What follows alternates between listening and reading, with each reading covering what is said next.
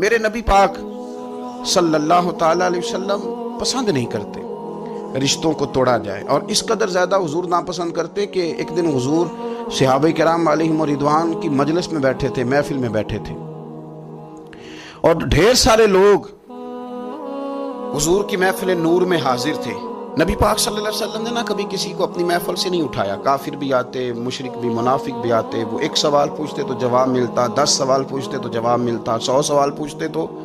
جواب ملتا۔ حضور صلی اللہ علیہ وسلم کھلے دل کے ساتھ ان کو باتیں بتاتے، جس قسم کی وہ بات پوچھتے حضور اسی قسم کا انہیں جواب ارشاد فرماتے۔ لیکن آج محفل جمی ہوئی تھی، صحابہ فرماتے ہیں بہت سارے لوگ تھے، اچانک نبی پاک نے ایک جملہ ارشاد فرمایا بھی آج اگر ہماری محفل میں کوئی ایسا شخص موجود ہے جو رشتے توڑنے والا، جس نے اپنے رشتے توڑ رکھے ہیں، تو وہ میری محفل سے اٹھ کے چلا جائے۔